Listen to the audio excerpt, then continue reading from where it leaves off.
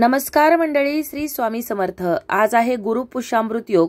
गुरुपुष्यामृत योगात मौल्यवान वस्तू खरेदी करणं, नवनवीन व्यवसायास प्रारंभ करणं, त्याचबरोबर कोणत्याही शुभ कार्याची सुरुवात या गुरुपुष्यामृत योगावर केली जाते। या गुरुपुष्यामृत योगात माता लक्ष्मीची विधिवत पूजा सेवा केली जाते। माता लक्ष्मीचा आशीर्वाद प्राप्त व्हावा आणि आपल्यावरची सर्व संकट विघ्न दूर व्हावीत यासाठी या माता लक्ष्मीला प्रार्थना केली जाते। या गुरुपुष्यामृत योगात अनेक उपाय सेवा केल्या जातात। असाच एक साधा सोपा परंतु अत्यंत प्रभावी उपाय आज आपण या व्हिडिओमध्ये जाणून घेणार आहोत।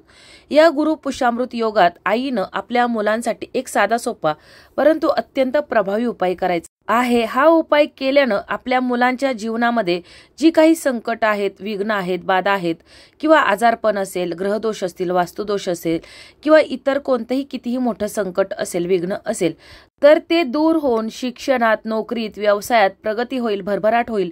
एखाद्याचा विवाह ठरत नसेल तर तो विवाह ठरेल, आजारपण असेल तर ते देखील दूर होण्यास मदत होईल। त्याचबरोबर आपला जर मूल चिडचिड करत असेल किंवा कोणाचं ऐकत नसेल तर त्यासाठी देखील हा उपाय अत्यंत प्रभावी ठरेल। आता हा उपाय करत असताना कशा प्रकारे हा उपाय करायचा आहे याविषयीची अगदी थोडक्यात पण महत्त्वाची माहिती जाणून घेण्याकरिता व्हिडिओ शेवटपर्यंत पहा। त्याचबरोबर चॅनलवर जे नवीन आहेत त्यांनी चॅनलला सबस्क्राइब करा, जेणेकरून आपले असेच येणारे नवनवीन माहितीमय आणि भक्तिमय व्हिडिओ तुमच्यापर्यंत पोहोचत राहतील। तसेच व्हिडिओ पाहत असताना व्हिडिओला लाईक करायला विसरू नका। सर्वच आई-वडिलांना आपल्या मुलांच्या बाबतीत विशेष काळजी असते। मग ती शिक्षणासंबंधित असेल, नोकरी संबंधित असेल, व्यवसायासंबंधित असेल किंवा आपली मुलं चिडचिड करत असतील, सतत आजारी पडत असतील, एखाद्याने मुलांवर करणी केली असेल किंवा इतर कोणतेही कारण असेल तर त्यामुळे आई-वडील चिंतेत असतात आणि आपल्या मुलांवरील ही संकट विघ्न दूर करण्यासाठी ते प्रयत्न देखील करत असतात। परंतु जर काही उपाय सेवा जर आपण काही विशिष्ट तिथींना जर केल्या तर त्या विशिष्ट तिथीचे देवी देवतांचे आशीर्वाद देखील आपल्या मुलांना लाभतात आणि आपल्या मुलांवरील ही सर्व संकट विघ्न दूर होण्यास देखील मदत होते। म्हणूनच आपल्याला या गुरुपुष्यामृत योगात हा उपाय मी जो सांगणार आहे तर तो करायचा आहे। आता हा उपाय आईनं संध्याकाळी 3 साजेच्या वेळेला करायचा आहे, म्हणजे 6:30 ते 7:30 या वेळेत करायचा आहे।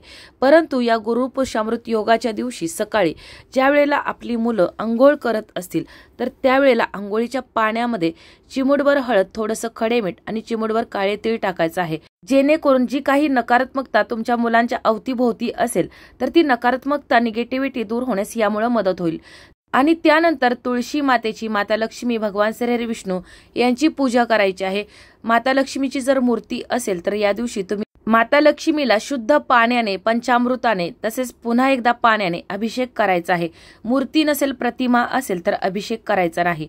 माता लक्ष्मीची विधिवत पूजा झाल्यानंतर या माता लक्ष्मी समोर आईनं मुलांसाठी एक दिवा प्रज्वलित करायचा आहे।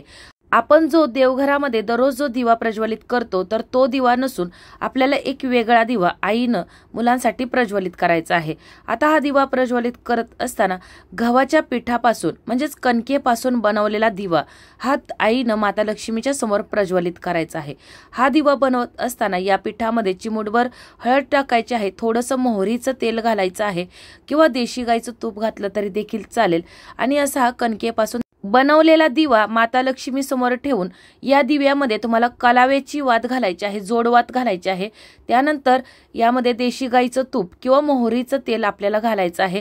त्यानंतर चिमूटभर हळद, चिमूटभर काळे तीळ, अखंड 2 लवंग आणि भीमसेनी कापराच्या 2 वड्या घालायच्या आहेत आणि असा हा दिवा तुम्हाला माता लक्ष्मी समोर प्रज्वलित करायचा आहे।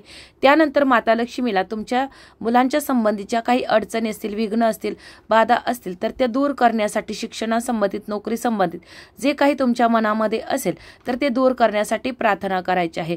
त्यानंतर माता लक्ष्मीच्या बीज मंत्राचा 108 वेळा जप करायचा आहे। भगवान श्री विष्णूंचं नामस्मरण करायचं आहे।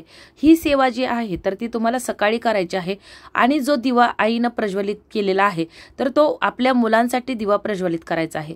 त्यानंतर संध्याकाळी 3 सांजेच्या वेळेला 6:30 ते 7:30 या वेळेत पुन्हा एकदा माता लक्ष्मीची, तुळशी मातेची, भगवान श्री विष्णूंची, आपल्या इष्टदेवतांची पूजा करायची आहे, धूपदीप दाखवायचा आहे आणि त्यानंतर हा जो उपाय आपण करणार आहोत तो उपाय करायचा आहे।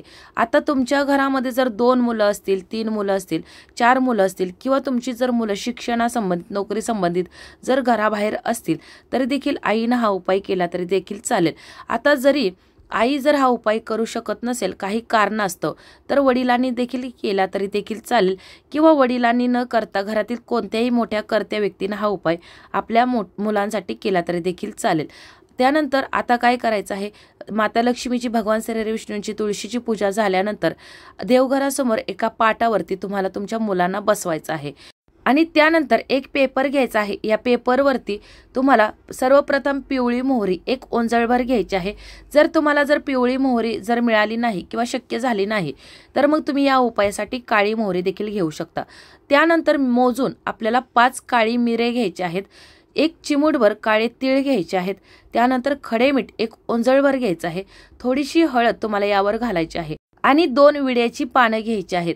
या सर्व वस्तू आईनं आपल्या हातामध्ये घ्यायच्या आहेत, ओंजळीमध्ये घ्यायच्या आहेत आणि मुलाच्या डोक्यावरून 7 वेळा फिरवायच्या आहेत. ज्याप्रमाणे घड्याळाचा काटा फिरतो तर त्याप्रमाणे तुम्हाला हे फिरवायचं आहे. आणि आपल्या मुलांच्या संबंधित जी काही अडचण असेल, विघ्न असेल, तर ती तुम्हाला मनातल्या मनात बोलून दाखवायचं आहे आणि ते दूर करण्यासाठी प्रार्थना करायची आहे. त्यानंतर या ज्या वस्तू आहेत, आता तुमच्या घरामध्ये जर 2 मुलं असतील, 3 मुलं असतील, तर सर्वप्रथम आपल्याला अशा प्रकारे ही सेवा करून घ्यायची आहे. प्रत्येक मुलावरून मी ज्या वस्तू सांगितलेल्या आहेत तर त्या वस्तू तुम्हाला फिरवून घ्यायच्या आहेत 7-7 वेळा. प्रत्येक मुलासाठी वेगवेगळ्या वस्तू घ्यायच्या आहेत. एकदाच घेऊन चालणार नाही, तर 2 मुलं असतील तर तुम्हाला 2-2 वेळा या वस्तू घ्याव्या लागणार आहेत. आणि त्यानंतर सर्व वस्तू घेऊन आईनं घरापासून थोड्या दूर अंतरावरती जायचं आहे आणि या वस्तू तुम्हाला पेटवून द्यायच्या आहेत. पेटवून दिल्यानंतर किंवा जर पेटवणं शक्य होत नसेल तर तुम्ही मग घरापासून दूर अंतरावर नेऊन फेकून देऊ शकता किंवा वाहत्या पाण्यामध्ये सोडून दिल्या तरी देखील चालतील. परंतु हे सर्व उपाय करत असताना अगदी शांतपणे करायचं आहे. कोणाशीही काहीही न बोलता घरामध्ये शांतता ठेवायची आहे आणि अशा प्रकारे उपाय करायचा आहे. घरामध्ये परतत असताना, येत असताना हातपाय स्वच्छ धुवूनच घरामध्ये यायचं आहे. त्याचबरोबर आपण या वस्तू फेकून दिल्यानंतर एकदाही पाठीमागं वळून पाहायचं नाही. घरामध्ये आल्यानंतर पुन्हा आपण जो दिवा प्रज्वलित केलेला होता, जो सकाळी माता लक्ष्मी समोर, तर तो दिवा तुम्हाला घ्यायचा आहे आणि या एकाच दिव्याने तुम्हाला मुलांवरून पुन्हा एकदा 7 वेळा फिरवायचा आहे. प्रत्येक मुलावरून हा जो आपण दिवा प्रज्वलित केलेला आहे तर तो फिरवायचा आहे, ओवाळायचा आहे आणि तुमचा जो मुख्य दरवाजा आहे तर त्या दरवाजाच्या बाहेर आणून उंबरट्याच्या बाहेर तुम्हाला ठेवायचा आहे. दुसऱ्या दिवशी हा दिवा तुम्ही धुवून गोमातेला देखील खाऊ घालू शकता किंवा वाहत्या पाण्यामध्ये देखील सोडू शकता.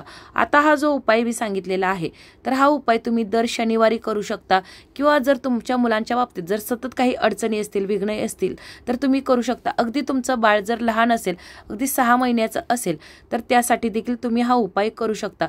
अगदी साधा सोपा उपाय आहे, परंतु अत्यंत प्रभावी उपाय आहे. किंवा दर महिन्याला ज्या विशिष्ट तिथी येत असतात, संकष्टी, अमावस्या, पौर्णिमा, एकादशी किंवा ज्या कोणतेही सणवार, तर त्याला देखील तुम्ही हा उपाय करू शकता. अशा प्रकारे ही सेवा झाल्यानंतर आईनं पुन्हा एकदा घरी आल्यानंतर एका प्लेटमध्ये 5 ते 6 भीमसेनी कापराच्या वड्या घ्यायच्या आहेत. त्यावरती 4 अखंड तमालपत्र घ्यायचे आहेत. ती देखील कुठे तुटलेली, फाटलेली, किडलेली नसावीत. आणि त्यावरती तुम्हाला पुन्हा एकदा थोडीशी पिवळी मोहरी ठेवायची आहे आणि थोडंसं खडं मीठ ठेवायचं आहे. आणि या ज्या वस्तू आहेत तर त्या तुम्हाला घरामध्ये पेटवायच्या आहेत आणि संपूर्ण घरामध्ये याचा धूर करायचा आहे, जेणेकरून तुमच्या घरामध्ये जी निगेटिव्हिटी पसरलेली आहे, नकारात्मकता पसरलेली आहे, जी तुमच्या मुलांच्या शिक्षणामध्ये, नोकरीमध्ये बाधा आणत असतील किंवा अडचणी आणत असतील, आजारपण असेल, तर ते सर्व काही दूर करण्यासाठी या वस्तू तुम्हाला जाळायच्या आहेत. अशी ही सेवा तुम्हाला या गुरुपुष्यामृत योगाच्या संध्याकाळी 3 सांजेला करायची आहे. आता 6:30 ते 7:30 या दरम्यान जरी तुम्हाला शक्य झालं नाही तरी देखील रात्री 10 वाजण्याच्या अगोदर तुम्हाला हा उपाय करायचा आहे. जरी तुम्हाला गुरुपुष्यामृत योगात जरी शक्य झालं नाही तर कोणत्याही गुरुवारी देखील तुम्ही हा उपाय करू शकता. किंवा मी अगोदर सांगितल्याप्रमाणे जर तुमच्या मुलांच्या बाबतीत जर जास्तच काही अडचणी असतील तर तुम्ही हा उपाय करू शकता. अशा प्रकारे तुम्हाला हा उपाय या गुरुपुष्यामृत योगावर आईनं मुलांसाठी करायचा आहे किंवा घरातील कोणत्याही व्यक्तीनं केला तरी देखील चालेल. हा उपाय केल्यानं तुमच्या मुलांचं शिक्षण लक्ष लागत नसेल किंवा शिक्षणामध्ये काही अडचणी येत असतील, नोकरीमध्ये, व्यवसायामध्ये काही अडचणी येत असतील तर त्या दूर होतील. त्याचबरोबर घरामध्ये जर दारिद्र्य असेल, घरामध्ये आलेला पैसा टिकत नसेल, आजारपण असेल, एखाद्यानं करणी केली असेल, ग्रहदोष, वास्तुदोष असतील तर ते देखील दूर होण्यास यामुळे मदत होणार आहे.